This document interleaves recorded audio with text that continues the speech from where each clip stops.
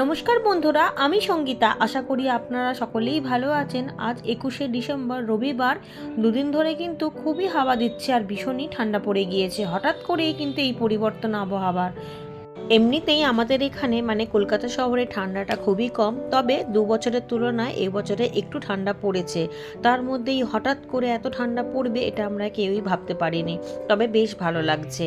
আর এই ওয়েদারের খামখেয়ালি তালে তালে আমিও কিন্তু অনেক ভোরবেলা চলে এসেছি বাগানের কাজ করতে।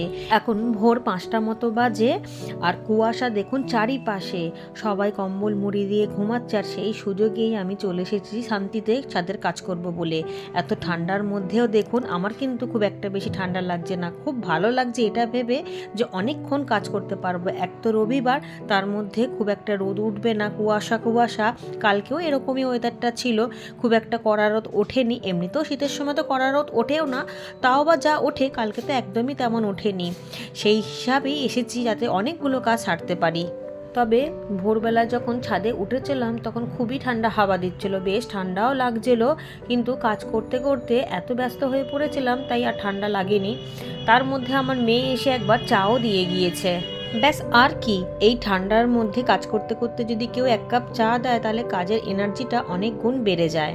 আজকে অনেকগুলো কপি তুলে নিলাম। এই কপিগুলো পরে বসিয়েছিলাম, মূলো গাছের গোড়ায় গোড়ায় একটা দুটো করে চারা দিয়েছিলাম। ভাবতেই পারিনি এগুলো থেকে কপি পাওয়া যাবে বলে, তবে হয়েছে, ছোট ছোট হয়েছে তো।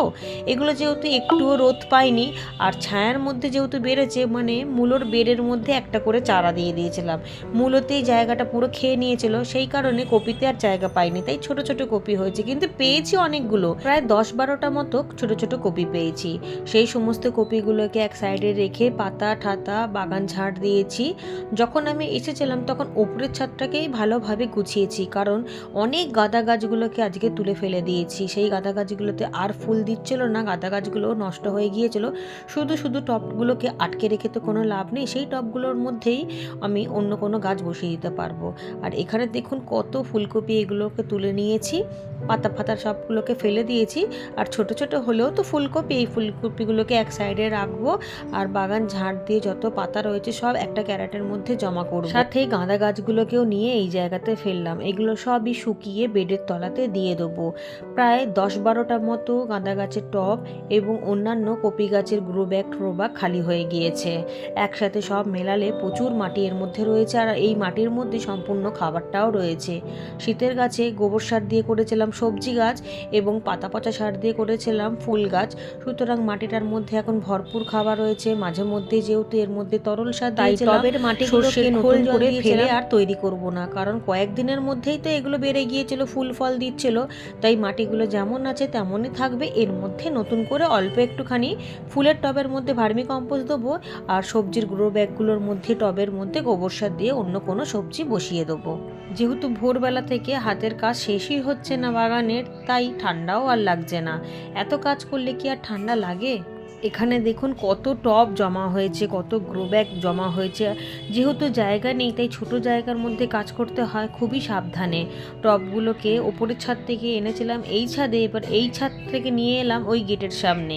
সব একসাথে জমা করব, ভালোভাবে পরিষ্কার করব, ঝাড় দেবো। তার মধ্যে শীতের সময় তো রোজই পাতা পড়ছে, ফুল পড়ছে, সেই সমস্ত কিছু ঝাঁট ফাঁট দিয়ে এক জায়গায় করব। ফুল আর পাতা যেগুলো রয়েছে সেইগুলোকে টবের তলায় দেবো। ফুল গাছের যেগুলো নতুন করে তৈরি করতে হচ্ছে তার জন্য আলাদা করে জায়গায় রাখছি। আর এই সবজির পাতা ঠাতা গাছ ঠাত যেগুলো রয়েছে সেগুলো ক্যারেটের মধ্যেই রাখবো, রোদে শুকনো করে নেবো। প্রত্যেকটা দিন এসেই কিন্তু এই পড়া ফুল পাতাগুলোকে তুলে ফেলি, তা না হলে পাইপের মধ্যে জাম হয়ে যাবে, তখন আর এক বিপদ। আর প্রত্যেকটা দিন যদি এইভাবে ঝাঁট দিয়ে দিয়ে শুকনো পাতা ফুল টুল জমা করা হয় তাহলে দেখবেন অনেকটা পরিমাণে জমে গিয়েছে।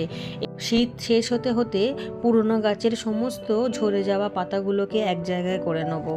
দুটো ছাদ ভালো করে ঝাড় দিয়ে পরিষ্কার করা হয়ে গিয়েছে। এই ছাদটাকেও কিন্তু ভালো করে ঝাড় দিয়েছি। অনেক বিটের চারা বসিয়ে দিলাম, সাথে বিমসের কিছু চারা উঠেছিল সেগুলোকেও বসালাম। আর এপাশের যে বেডগুলো খালি হয়েছে ফুলকপিগুলোকে তুলে তার মধ্যেই গোবর সার বেশি করে দিয়ে দিয়েছি।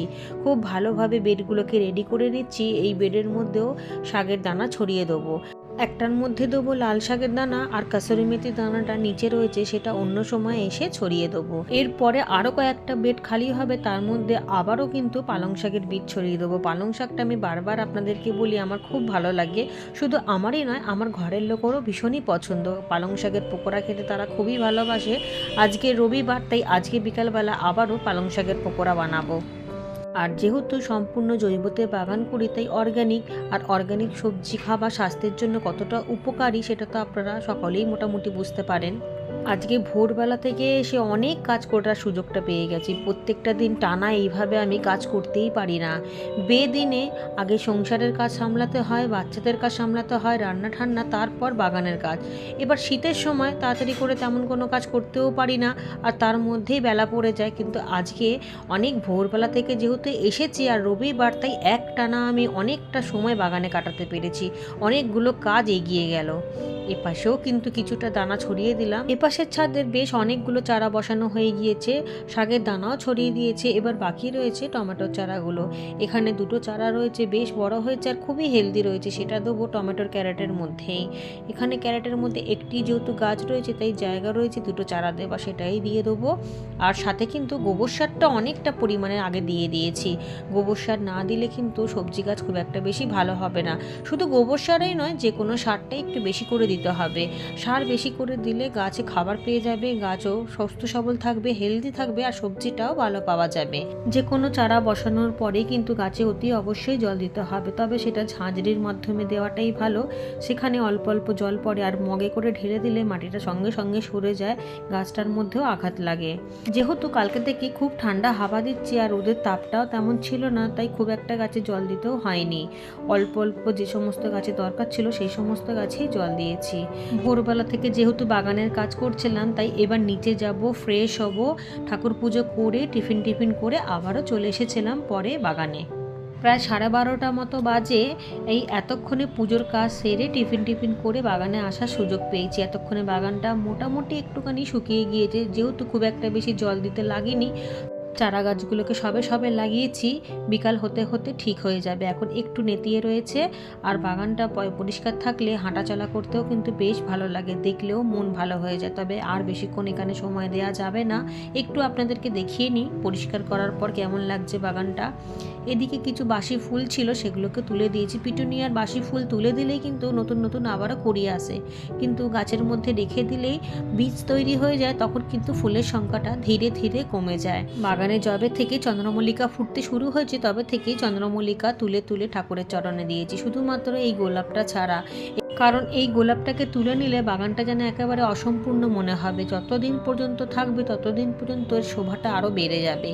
আজকে অনেক পুরনো গাছ সরিয়েছি, জায়গা হয়েছে, আর সেই জায়গাতেই নতুন আবারও গাছ বসিয়ে দিয়েছি। তবে ধরনটা একটু আলাদা। গাছকে বারবার ধরে আমি এপাশ ওপাশ করি, কারণ রোদটাকে দেখে আমাকে করতে হয়। যে দিকটা বেশি রোদ সেই দিকটাতেই চারা গাছগুলোকে রাখার চেষ্টা করি। একবার ফুল চলে এলে অথবা ফলটা চলে এলে বা সবজিটা চলে এলে তখন অতটা রোদের দরকার পড়ে না, সেই কারণেই রোদ দেখে গাছগুলোকে রাখতে হয়। চন্দ্রমল্লিকার এই সাদা কালারটা আমার ভারী পছন্দের। এই ফুলগুলো যখন ফুটে দেখে মনে হবে যেন সূর্যমুখী ফুলের মতো ফুটে রয়েছে। আর এদিকে সাদা গোলাপটাও কিন্তু বেশ বড় হয়েছে। এখনও কিন্তু চন্দ্রমল্লিকার সব ফুলগুলো খোলেনি, যখন সব ফুলগুলো খুলে যাবে তখন দেখতে আরও ভালো লাগবে। তবে এখান থেকেই কিন্তু যেই সমস্ত ফুলগুলো ফুটে যায় সব মিলিয়ে প্রতিটা গাছ থেকে একটা দুটো করে নিয়ে যাই ঠাকুর ঘরে। ছাদে এত সুন্দর চন্দ্রমল্লিকা ফুটবে আর ঠাকুরের চরণে পড়বে না, তা কি হতে পারে? এপাশেও বিমসে নতুন চারাগুলোকে দিয়ে দিয়েছি। নতুন বিটের চারাগুলোকে বসাবার সময় দেখছিলাম একটা মিষ্টি মিষ্টি কুমড়ো চারা উঠেছে, সেটাকেও এই টবের মধ্যে দিয়ে দিয়েছি, কারণ এখন কোনো বড় বেড খালি নেই। তাই এই ছোট টবের মধ্যে কিছুটা বড় হয়ে যাক, তার মধ্যে কিছু বেড আমি রেডি করে নেবো। এপাশ দিয়ে লাইন দিয়ে আমি বিটের চারাগুলোকে বসিয়ে দিয়েছি। যেহেতু সবে সবে বসিয়েছি তাই একটু নেতিয়ে রয়েছে, রাতের হলে সব ঠিক হয়ে যাবে, এগুলো সব দাঁড়িয়ে যাবে। এপাশ দিয়ে সাইড করে রেখে দিয়েছি যাতে চলাফেরাতেও সুবিধা হয়। গাছে কোনো রকমভাবে কোনো খাবার দেওয়ার কোনো প্রয়োজন নেই, যেহেতু গোবর সার দিয়ে বসিয়েছি। গোলাপ গাছের পেছনে যে দুটো বেড রেডি করে শাকের দানা ছড়ালাম, তার মধ্যে ওই নীল ক্যারেটের বেডটা কিন্তু এখনও খালি রয়েছে। দানাটা বারবার ভুলে যাচ্ছি, ভেবেছিলাম স্নান টান করে টিফিন খেয়ে নিয়ে আসবো, আবারও ভুলে গিয়েছি। এসে ক্যারেট দেখে মনে পড়েছে এই বেডটা খালি রয়েছে, এই বেডের মধ্যে একটা শাকের দানা ছড়িয়ে দিলে এদিকের বেডগুলো সব কমপ্লিট হয়ে যাবে। পাশাপাশি ফুলকপির যে দুটো বেড এখনও রয়েছে, মানে ক্যারেটগুলো, তার মধ্যে একটা একটা কপিই রয়েছে। কপিগুলো যেহেতু বেশ ভালো বাড়ছে তাই আর তুলিনি। ওই বেডগুলো খালি হয়ে গেলে কিন্তু কয়েকটা দিনের মধ্যেই ভরাট হয়ে যাবে কোনো না কোনো সবজিতে। এক বন্ধু জিজ্ঞাসা করেছেন চন্দ্রমল্লিকার এই সাদা ফুলটা কোন ভ্যারাইটির, এটা জায়েন্ট কি না। না, এটা জায়েন্ট না, জায়েন্ট হলে তো একটাই হতো, বড় হতো। এটা চন্দ্রমল্লিকার পম্পম ভ্যারাইটি। আমি পম্পম ভ্যারাইটিটাই বেশিরভাগ করার চেষ্টা করি, তবে ছোট একটা যেটা রয়েছে পুনে ভ্যারাইটি সেটাও করি, খুবই কম। সেটাও কিন্তু আমার বাগানে রয়েছে, সেটার কুড়ি কিন্তু এখনও পর্যন্ত খোলেনি। গতকালকের মতো আজকেও খুব একটা রোদ ওঠেনি, রোদ উঠেছে হালকা হালকা, রোদের তাপ নেই, তবে ঠান্ডা হাওয়া কিন্তু খুব। এরকম ঠান্ডা ঠান্ডা থাকলে কিন্তু বেশ ভালো লাগে। দেখুন, একটা প্রায় বাজতে যায়, এখনও পর্যন্ত কুয়াশা সরেনি। যখন ভোরবেলা 5টার দিকে আমি এসেছিলাম তখন তো একেবারে চারিদিকে সাদা কুয়াশায় চাদরে মোড়া ছিল। এখন তো তাও অনেকটাই স্পষ্ট হয়েছে চারিপাশে, তখন তো কিছুই দেখা যাচ্ছিল না, তবে ভোরবেলা কিন্তু বেশ ভালো লাগছিল। চারিদিকটা সেই সময় নিস্তব্ধ, নিরিবিলি, চুপচাপ, শান্ত ছিল, এত ভালো লাগছিল সেটা আমি বলে বোঝাতে পারবো না। তবে এই ভালো লাগাটার বেশি দিনের জন্য নয়, কারণ কি ডিসেম্বর মাস শেষ হতে যাচ্ছে, জানুয়ারি মাস পড়ে গেলেই তো ব্যাস ঠান্ডা ধীরে ধীরে কমতে শুরু হয়ে যাবে, আবারও গোটা একটা বছরের অপেক্ষা। তার মধ্যে এবছরে তো অনেক দেরি করে শীত ঢুকেছে, সারাটা বছর এবার শুরু হয়ে যাবে গরম আর বর্ষা, এইভাবেই সারাটা বছর কেটে যায়। হাতে গোনা খালি ওই 2-3 মাস একটু ঠান্ডা আমরা উপলব্ধি করতে পারি। গরমের সময় তো বাগান করি, গরমের সময় তো নানান রকমের সবজি করি, ফুল গাছ করি, তবে এতটা অপশান থাকে না, ছাদ বাগান এত ভরাও থাকে না, কারণ গরমের সময় তো বেশি কিছু করা যায়ই না। আর তাছাড়া এমন রোদ ওঠে যে সমস্ত গাছ যেন একেবারে ঝলসে যাবার মতো অবস্থা হয়।